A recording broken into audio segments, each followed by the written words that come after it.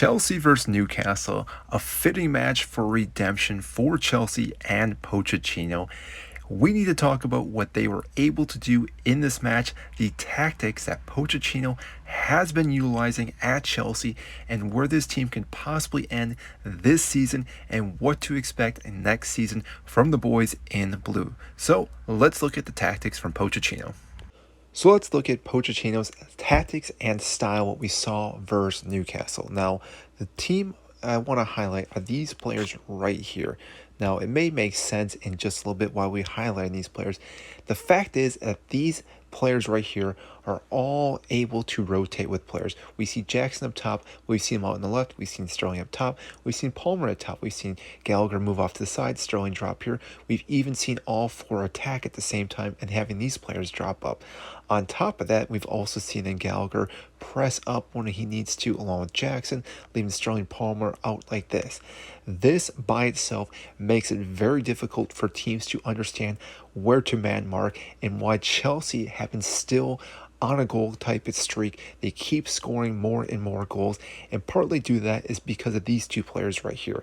Caicedo and Fernandez are able to cover so much of this pitch and this area, which takes pressure off these other players and relying on having to drop back as much. Now, granted, Gallagher is still playing all over the pitch as well. He is adding help in this midfield, while Palmer does not have to rely as much as defender, nor does Sterling, which is a good thing because Sterling is terrible when it comes to defending, but even Jackson can drop back sometimes when he needs to. But really, because of this, this allows Chelsea to overload the front end. So if we're looking at different teams that may have players out here, and here, they have to worry about where all these players are going to be rotating. And because of this, they're able to drop inside the lines, which makes it, again, very difficult. We saw it with the goal for Palmer today. When Fernandez played the ball to him, he dropped it right where he needed to, where Palmer could turn and take that shot from outside the box.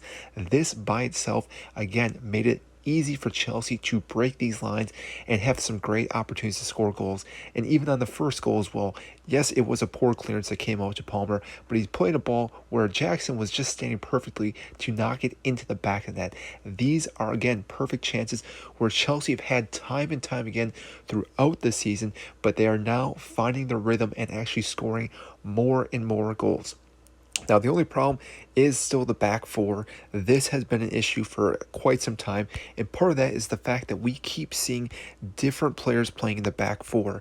We haven't seen a solid back four play back-to-back games due to injuries. This was Cucurella's first game back, and yes, he did fairly well, but you could definitely tell that he was struggling fitness-wise.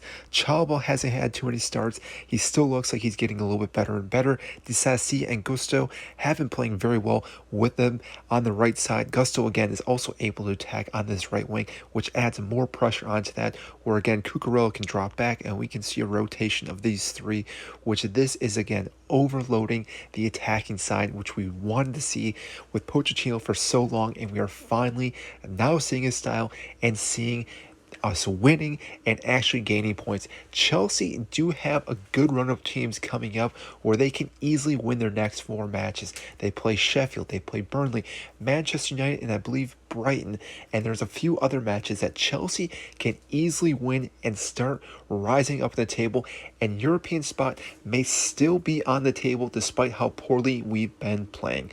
I want to know, though, what do you guys think about Pochettino's tactics lately with Chelsea? Do you think this has been working for us, or if there's other things we need to do to make this team even better?